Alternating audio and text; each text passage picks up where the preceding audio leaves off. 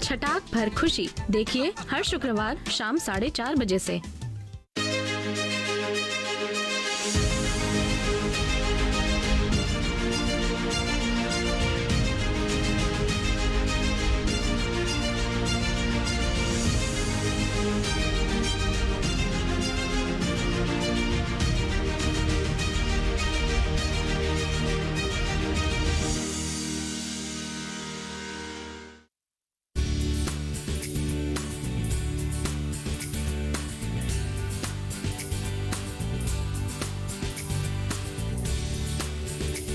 हिम्मत, मेहनत, लगन से अपने सपनों को पूरा करती महिला स्वावलंबन और सशक्तिकरण की नई मिसाल पेश करती, स्वरोजगार से आत्मनिर्भर बनती, संघर्ष से पहुंचती मंजिल तक बेमिसाल बेटियां, आंगन से बुलंदियों तक।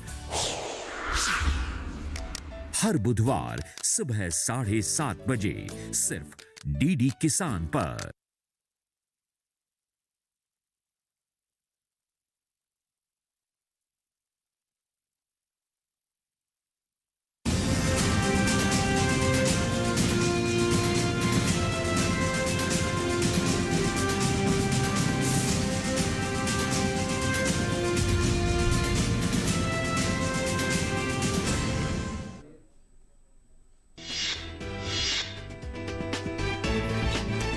पीएम किसान सम्मान निधि की 8वीं किस्त किसानों के खाते में पहुंची। 1 अप्रैल से 31 जुलाई के बीच 11 करोड़ 74 लाख किसान इस किस्त का कर रहे थे इंतजार, लेकिन इस बड़े पैमाने पर मिली गड़बड़ियों की वजह से राज्य सरकारें आश्वस्त हो लेना चाहती हैं कि पैसा सही व्यक्ति के खाते में पहुंच रहा है या नहीं। उत्तर प्रदेश के किसानों के लिए बड़ी खबर। उत्तर प्रदेश सरकार किसान क्रेडिट कार्ड बनवाने के लिए 15 अप्रैल तक चला रही है अभियान। केसीसी के तहत किसान सिर्फ 7% के ब्याज दर पर ले सकते हैं 3 लाख का लोन।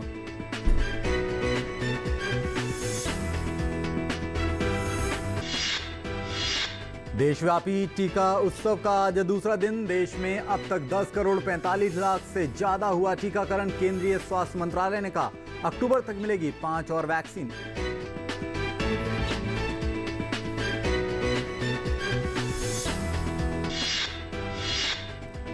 उत्तराखंड के जंगलों में फिर से भड़कने लगी है आग। आग से बड़े पैमाने पर वन संपदा को पहुंच रहा है नुकसान। कई क्षेत्रों में जंगल की आग रिहायशी इलाकों तक पहुंची। करीब ग्रामीण और मवेशियों पर बना हुआ है खतरा।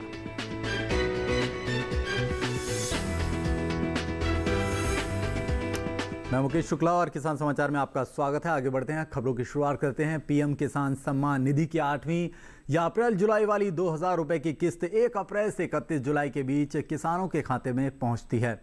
इस किस्त का इंतजार 11 करोड़ 74 लाख किसान कर रहे हैं। अगर आप ये जानना चाहते हैं कि यह कहां रुकी हुई है तो आप अपना स्टेटस चेक कर सकते हैं।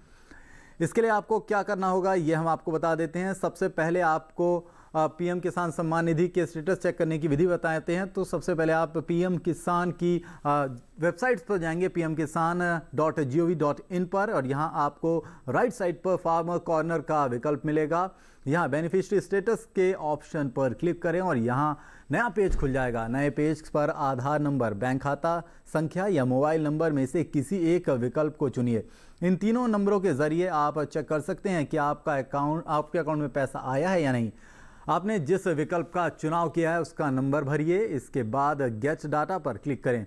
यहाँ क्लिक करने के बाद आपको सभी ट्रांजैक्शन की जानकारी मिल जाएगी, यानी कौन सी किस्त कब आपके खाते में आई है और किस बैंक अकाउंट में क्रेडिट हुई है। 8वीं किस्त से जुड़ी जानकारी भी आपको यहाँ मिल जाएगी। अगर आपकी अगली किस्त के लिए waiting for approval by state लिखा है तो समझ लीजिए कि अभी 2000 रुपए की रकम मिलने में थोड़ा विलंब है। राज्य सरकार ने अभी मंजूरी नहीं दी है। जैसे ही राज्य सरकार आपके द्वारा उपलब्ध कराए गए दस्तावेजों की वेरीफाई कर लेगी, वैसे ही केंद्र को RFT साइन करके भेज देगी।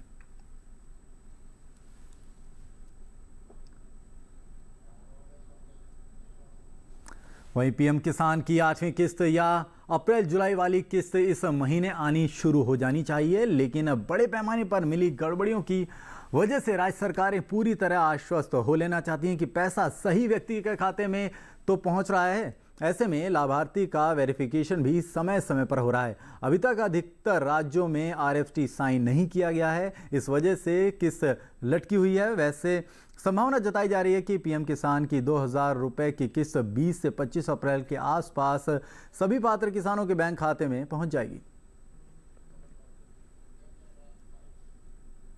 वहीं उत्तर प्रदेश के लिए किसानों के लिए यहां से अच्छी और बड़ी खबर है। योगी सरकार किसान क्रेडिट कार्ड बनवाने के लिए 15 अप्रैल 2021 तक अभियान चला रही है। KCC के तहत किसान 3 लाख तक का लोन सिर्फ 7% की ब्याज दर पर ले सकते हैं। आवेदन करने का प्रोसेस आपको हम बता देते हैं। इसके लिए आपको पीएम किसान की ऑफिशियल वेबसाइट्स पर जाना पड़ेगा, जो है pmkisan.gov.in। यहाँ किसान क्रेडिट कार्ड का फॉर्म डाउनलोड करें और इस फॉर्म को अपने ज़मीन के दस्तावेज, फसल की डिटेल के साथ भरें। यह जानकारी भी देनी होगी कि आपने कोई और क्रेडिट कार्ड तो नहीं बनवाया है। इसके बाद आवेदन भरकर सबमिट कर देंगे। इसके बाद संबंधित बैंक या आपको किसान क्रेडिट कार्ड मिल जाएगा। कार्ड बनवाने के लिए ज़रूरी कागजात आधार कार्ड, पैन कार्ड, एक फ़ोटो, जो भी किसान क्रेडिट कार्ड बनवाना चाहता है उसे इन डॉक्यूमेंट के साथ एक शपथ पत्र भी बैंक में जमा करवाना अनिवार्य होता है, जिसमें यह बताया जाता है कि आपने किसी दूसरे बैंक से कर्ज तो नहीं लिया है।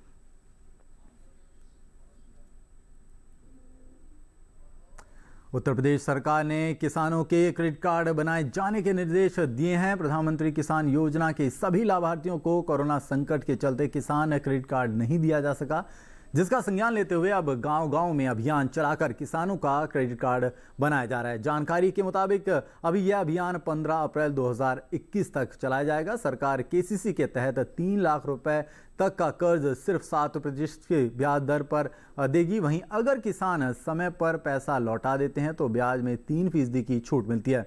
इस तरह किसानों को सिर्फ 4% ब्याज दर पर ही लोन मिल जाएगा। वहीं कोरोना महामारी से निपटने के लिए देश में दुनिया का सबसे बड़ा टीकाकरण अभियान चलाया जा रहा है। इस बीच रूस के स्पुतनिक V टीके के आपातकालीन उपयोग को मंजूरी देने के लिए सब्जेक्ट एक्सपर्ट कमेटी की आज अहम बैठक होगी। भारत में स्पुतनिक V वैक्सीन को डॉक्टर रेड्डी लैबोरेटरी बना रही है। वह पहले ही तीसरे चरण के ट्रायल का डेटा जमा कर चुकी है। देश में किसी भी कोविड-19 वैक्सीन को आपातकालीन उपयोग की अनुमति मुहैया कराते समय सुरक्षा और प्रभावकारिता सरकार की प्राथमिक चिंताओं में से एक होती है। देशव्यापी टीका उत्सव का आज दूसरा दिन है। इस महाअभियान का लक्ष्य देश में ज़्यादा से ज़्यादा लोगों को वैक्सीन लगाना है। कोरोना को मात देने में सबसे कारगर हथियार के रूप में विकसित टीकों को लेने की होड़ देश के कोने कोने में दिखाई दी।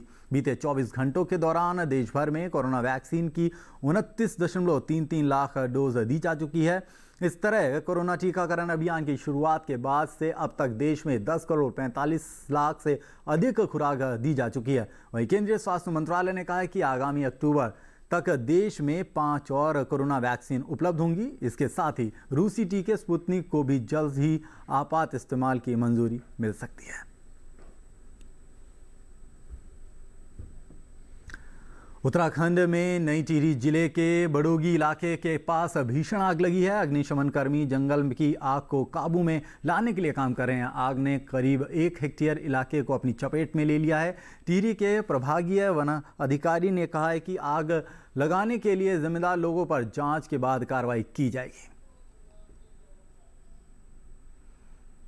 और अब हरियाणा और कुरुक्षेत्र के अमृत बाजवा नौजवान किसान के बारे में जानते हैं। उन्होंने पढ़ाई लिखाई कर नौकरी की तरफ ना बढ़कर कुछ नया किया और आज रोजाना 2 लाख रुपए की कमाई कर रहे हैं। अमृत बाजवा ने झोपड़ी में लाखों की मशरूम उगाते हैं। देखते हैं हमारे संवाददाता राकेश आर्य की ये खास रिपोर्ट।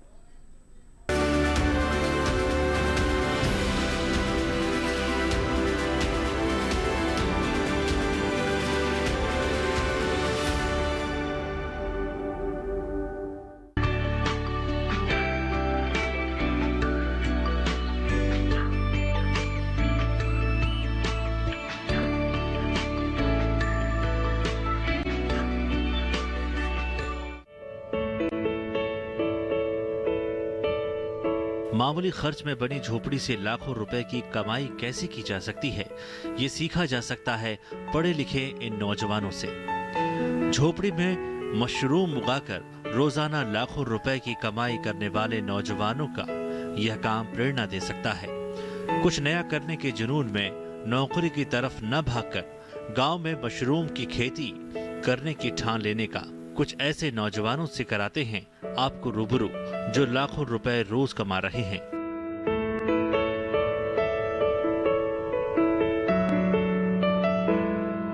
कुरुक्षेत्र के अमृत बाजवा ऐसे नौजवान हैं जिनकी 2 लाख रुपए रोज की कमाई है।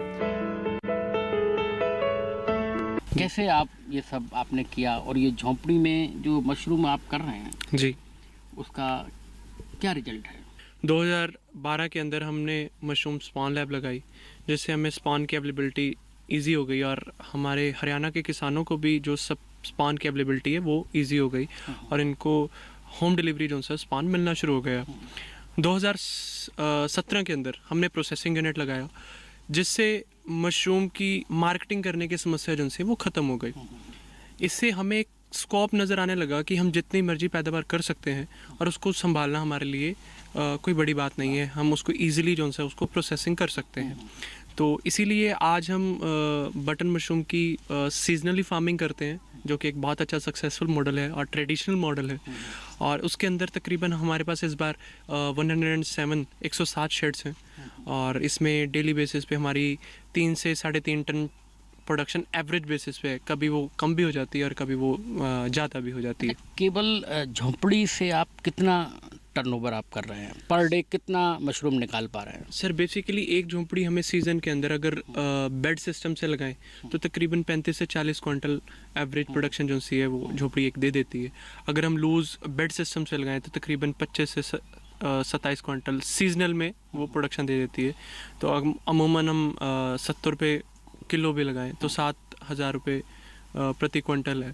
तो तकरीबन 2 लाख रुपए की मशरूम जो सी है वो एक शेड बहुत इजीली दे सकता है पूरे सीज़न के अंदर। तो जैसे आपने 107 यहाँ झोंपड़ियाँ लगाई हैं, तो लगभग 107 झोंपड़ी में कितना माल प्रतिदिन, कितने रुपए का आप निकाल लेते हैं? सर डेली बेसिस पे हमारी प्रोडक्शन अराउंड 3 से 3.5 टन पर डे है। तो अगर टोटल रेवेन्यू की कॉस्टिंग करें तो तकरीबन 2 लाख रुपए की मशरूम जो सी हम डेली बेसिस पे प्रोड्यूस कर रहे हैं। तो जिससे क्या है कि मतलब अच्छी एक मतलब पीक पे प्रोडक्शन हम कर रहे हैं। साथ के साथ उसको 30 to 40% हम फ्रेश मार्केट करते हैं और 60 to 70% हम अपनी प्रोसेसिंग करते हैं। सर इसके अलावा हम सबसे पहले तो हम बीज बनाते हैं, जिसकी तकरीबन हम 3 टन पर डे की हमारी प्रोडक्शन लाइन है। तो उसमें हम सीजनली बीज बना के ऑल ओवर इंडिया सप्लाई करते हैं अपने हरियाणा के किसानों को, पंजाब के किसानों को, उत्तर प्रदेश के किसानों को। पूरे हरियाणा में, पंजाब में, हिमाचल में हमारा बीज काफ़ी अच्छा जाता है। इसके साथ साथ हम मशरूम की कंपोस्ट बनाते हैं। उसकी प्रोडक्शन हमारे पास तकरीबन 35 टन पर डे की है, 30 से 35 टन पर डे की है। प्रोडक्शन वेरिएशन उसमें 25 टन से लेकर 60 टन तक की प्रोडक्शन वेरिएशन है। जैसे कि आपने बताया कि कंपोस्ट भी आप खुद बनाते हैं और उसको बेचते भी हैं। जी। तो किसानों को लगभग पर डे कितना कंपोस्ट बेचते हैं और उससे कितनी आमदनी आपको हो जाती है? सर तकरीबन किसानों को डेली बेसिस पे अराउंड मान के चलिए 2,500 से 3,000 बैग जो से वो हम डेली कैपेसिटी रखते हैं। तो तकरीबन 1.5 से 2 लाख रुपए की रेवेन्यू जो सी वहाँ से जनरेट हो जाता है। पर इसमें न्यू लुक देने के लिए क्या आप कर रहे हैं? सर बेसिकली हम by the coming next year हम अपनी कंपोस्ट की प्रोडक्शन कैपेसिटी जो सी है तकरीबन 70 to 80 टन्स पर डे पर लेके जा रहे हैं, पहली बात। दूसरी बात, इसको 100% पैडी पे कन्वर्ट करने जा रहे हैं, जिससे जो पैडी जलाने की समस्या है वो पैडी स्टॉक जलाने की समस्या है वो ख़त्म हो जाएगी। सबसे पहले हम उस एग्रो वेस्ट को मशरूम कल्टीवेशन के लिए कंपोस्ट तैयार करेंगे, फिर उस कंपोस्ट से हम मशरूम प्रोडक्शन करेंगे। वो मशरूम फिर मार्केट के अंदर जाएगी, लोगों के द्वारा कंज्यूम की जाएगी। सो बेसिकली एग्रो वेस्ट से न्यूट्रिशन जनरेशन कैसे होगी? सो बेसिकली एक नए ये नया कंसेप्ट है। और सेकेंडली इसके साथ साथ जब हम मशरूम की पैदावार कर लेते हैं और उसके बाद जो स्पेंट कंपोस्ट बचता है तो उसको मैन्योर तैयार करके तो उसकी भी मार्केटिंग के लिए हम नया एक यूनिट लगाने जा रहे हैं। अमृत जी, एक प्रधानमंत्री नरेंद्र मोदी कहते हैं कि लोगों को न्यू विजन के साथ काम करना चाहिए। सर बेसिकली 2017 के अंदर मैं यूरोप घूमने गया। तो यूरोप घूमने गया तो वहाँ पे बहुत अच्छे मुल्क थे। इटली था, फ्रांस था, स्विट्ज़रलैंड था। स्विट्ज़रलैंड दुनिया का सबसे खूबसूरत देश है। तो जब मैं वापस आया तो अपना गांव की सड़क मुड़ने लगा, तो जो मज़ा गांव की सड़क मुड़ने में आया, सो बेसिकली वो उन देशों की खूबसूरती में भी नहीं है। सो बेसिकली गांव के साथ लगाव, ज़मीन के साथ लगाव, सो बेसिकली यही मेन कारण है जो खेती चुनने का लगाया। और सबसे बड़ा कंसेप्ट जो मैं समझता हूँ खेती के अंदर, अभी मैं MBA कर रहा हूँ, MBA। सो बेसिकली मैं ये सोचता हूँ कि वही खाता होना खेती के अंदर भी बहुत ज़रूरी है। क्या आप कहाँ से पैसा जनरेट हो रहा है और कहाँ पैसा जा रहा है, उसका सिर्फ परिवार के एक मेंबर को नहीं बताना चाहिए, बल्कि सारे मेंबर को पता होना चाहिए कहाँ से रेवेन्यू जनरेशन हो रही है, कहाँ पे हम उसको खर्च कर रहे हैं, जिससे क्या है कि कंट्रोल्ड और बैलेंस तरीके से जो है एग्री सिस्टम जो है चल पाएगा। फार्मर्स को भी थोड़ा इंटर क्रॉपिंग की तरफ ध्यान देना पड़ेगा। जैसे सपोज़ अगर कोई किसान 10 एकड़ की खेती कर रहा है, तो उसमें 7 एकड़ की ट्रेडिशनल खेती करें हम, और 3 एकड़ में हम डेली बेसिस के क्रॉप कोई ना कोई लगाएं, जिससे हमारे डेली रेवेन्यू जो है वो जनरेट होते रहें और खर्चा चलता रहे। जो हमारी 7 एकड़ की फसल की जो रेवेन्यू जनरेशन है वो हमारी बचत के अंदर आ जाए। जी सर, बेसिकली क्या रहता है कि हम सितंबर अक्टूबर के अंदर मशरूम फार्मिंग शुरू कर देते हैं। सो बेसिकली सितंबर के अंदर हम झोपड़ियाँ बनानी शुरू कर देते हैं। तो हमारा प्रॉपर प्लानिंग के सिस्टम के साथ से सिस्टम चलता है। तो अगर मान लो अब पीछे 15 फरवरी को एक अच्छा सा आया था, मतलब मशरूम का। सो बेसिकली मशरूम एक पंडित की जो के हिसाब से चलता है, जिस हिसाब से शादियाँ होती हैं तो उस हिसाब से मशरूम के रेट्स अच्छे रहते हैं। तो हम प्रॉपर प्लानिंग के हिसाब से चलते हैं। सो डेली बेसिस पे हमारी विजिट रहती है, तो हम इसको और डिजिटलाइज करते हैं। अभी क्या है कि मैं अगर 3 दिन भी ना हो तो ये काम ऐसे ही चलता रहेगा। कारण ये है कि व्हाट्सएप ग्रुप्स बने हुए हैं। जैसे मैं ये जानना चाह रहा कि एक झोंपड़ी का खर्चा लगभग कितना आता है? जी, तकरीबन जब पहले साल हम मशरूम प्रोडक्शन करते हैं तो झोपड़ी बनाने का खर्चा जो है वो तकरीबन 40 से 45 हज़ार रुपये आता है। जब हम मशरूम खाद इसके अंदर डालते हैं तो उसके अंदर तकरीबन अगर बेड सिस्टम से लगाएं तो तकरीबन 80 से 85 हज़ार की खाद इसके अंदर आ जाती है। अगर हम बैग सिस्टम से लगाएं तो तकरीबन 2,20,000 की खाद इसके अंदर आ जाती है। तो अगर बेड सिस्टम में हम प्रोडक्शन की काउंटिंग करें तो तकरीबन 2 लाख सवा 2 लाख रुपए की मशरूम इसके अंदर आ जाती है। तो तकरीबन आप मान के चलिए कि 30,000 से लेके और 50,000 रुपये एक शेड जो है बहुत इजीली बचत में दे सकता है। सो सेकेंडली अगर बैग सिस्टम में लगाए तो वो प्रोडक्शन जो है 50 से आप 70-80 हज़ार तक बचत जो है वो निकल कर आ सकती है। सो बेसिकली सारा सिस्टम जो है वो प्लानिंग के हिसाब से और क्वान्टिटी बेस्ड है, भी आप कितनी क्वान्टिटी के अंदर उसको काम को कर रहे हैं।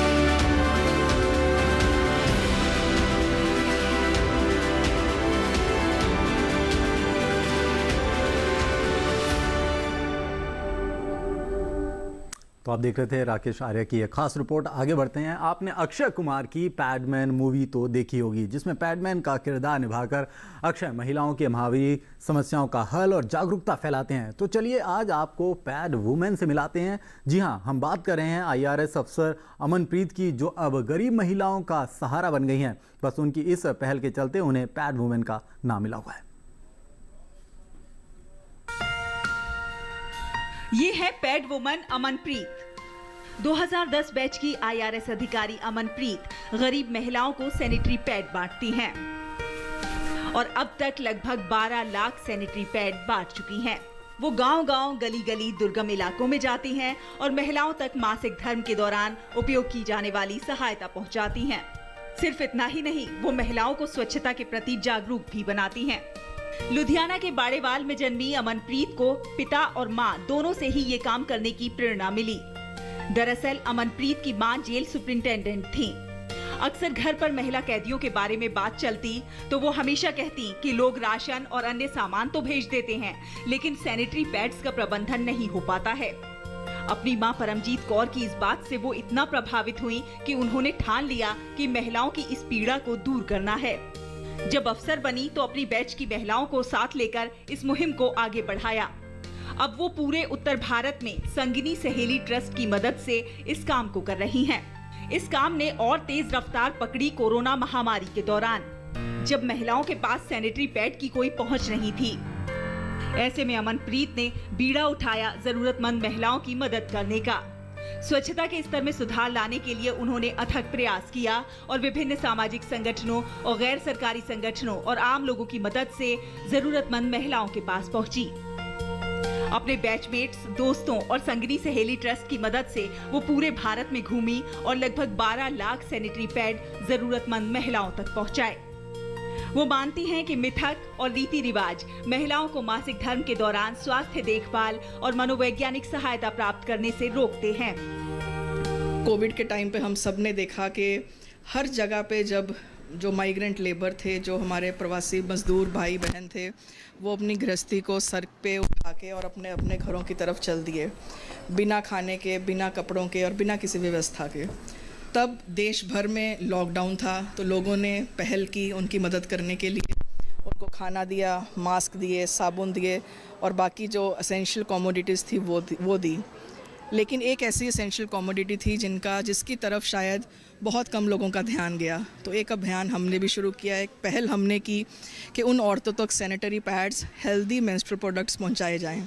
जैसे कि साफ़ कपड़ों की ज़रूरत होती है, वैसे ही साफ़ मेंस्ट्रुअल प्रोडक्ट्स की भी उतनी ही ज़रूरत है।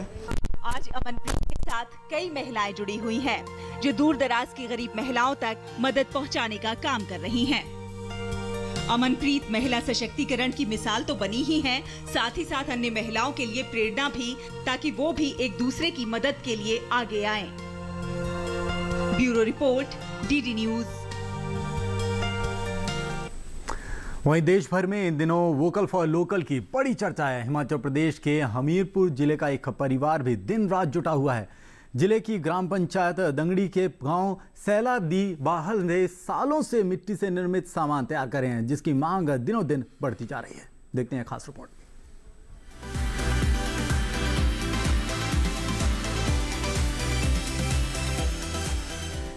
प्रधानमंत्री नरेंद्र मोदी के वोकल फॉर लोकल अभियान को सफल बनाने के लिए हिमाचल प्रदेश के हमीरपुर जिला के सैला दी बाहल गांव का एक परिवार दिन रात मेहनत कर रहा है। गर्मियों का मौसम आते ही परिवार के सदस्य मिट्टी से बने बर्तनों के साथ साथ सजावट और पूजा का सामान तैयार कर रहे हैं। पिछले 10 वर्षों से कार्य कर रहे जोगिंद्र सिंह ने बताया कि पहले लोग प्लास्टिक का ही सामान इस्तेमाल कर रहे थे, लेकिन उनके द्वारा पुराने तरीके से तैयार किए जा रहे मिट्टी के बर्तनों का अब लोगों में रुझान बढ़ रहा है। ये अच्छा चल रहा है। अब ये प्लास्टिक की जो घड़े थे अब बिल्कुल कम चल रहे हैं। पहले हमारे को पूछता भी नहीं था, मिट्टी के घड़े बिल्कुल बंद हो गए थे। अब कुछ टाइम से मिट्टी के बर्तन जो है ये खूब लग रहे हैं, बन रहे हैं, लोग ले रहे हैं। जैसे कि हमारे प्रधानमंत्री लोकल फॉर वोकल का नारा दे रहे हैं। हमारे पापा यहाँ काम करते हैं तो उनके साथ हम हाथ बटाते हैं। वैसे इस काम में बहुत मेहनत है, लेकिन अभी मांग कम है और मैं चाहता हूँ कि जो लोग हैं उनमें जागरूकता बढ़े, बाज़ारों में हमारी कीमतों की जो मूल्य हैं वो ज़्यादा हो और डिमांड भी ज़्यादा हो। उससे होगा कि हमारे जो लोकल चीज़ें हैं वो बहुत प्रसिद्ध हो जाएंगी। स्थानीय महिलाओं का कहना है कि मिट्टी से बनाए हुए बर्तन सस्ते पड़ते हैं और इनके इस्तेमाल से बीमारियां दूर होती हैं। उन्होंने बताया कि प्रधानमंत्री के आह्वान के बाद लोगों में मिट्टी के बर्तनों के प्रति जागरूकता आई है, जिससे इनके अच्छे दाम मिल रहे हैं। प्रधानमंत्री जी बहुत अच्छा बोल रहे हैं। आजकल जो दिवाली के टाइम में सबसे ज़्यादा यूज़ इन सामानों का ही होता है और आजकल लोग जो दिवाली के टाइम में प्लास्टिक के दिए वगैरह का भी प्रयोग कर रहे हैं, तो उनसे अच्छा है कि लोकल चीज़ों का इस्तेमाल करें। ये लोगों के लिए सस्ते भी पड़ेंगे और अच्छे भी रहेंगे। प्रधानमंत्री नरेंद्र मोदी के आह्वान के बाद इस व्यवसाय से जुड़े लोगों को फायदा मिलना शुरू हुआ है और लोगों का रुझान मिट्टी के बर्तनों की ओर बढ़ा है। डीडी न्यूज के लिए हमीरपुर से जसबीर कुमार की रिपोर्ट।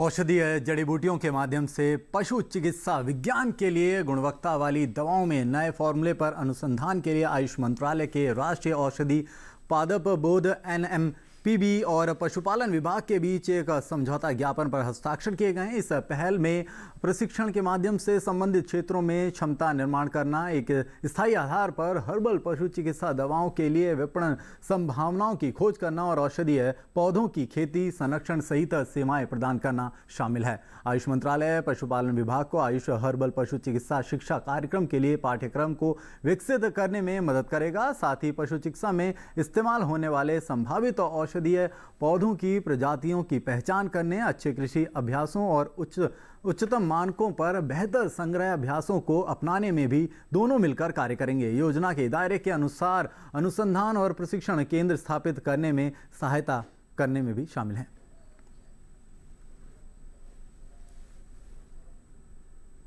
तो किसान समाचार के इस अंक में फिलहाल इतना ही। हमें दीजिए इजाजत। नमस्कार।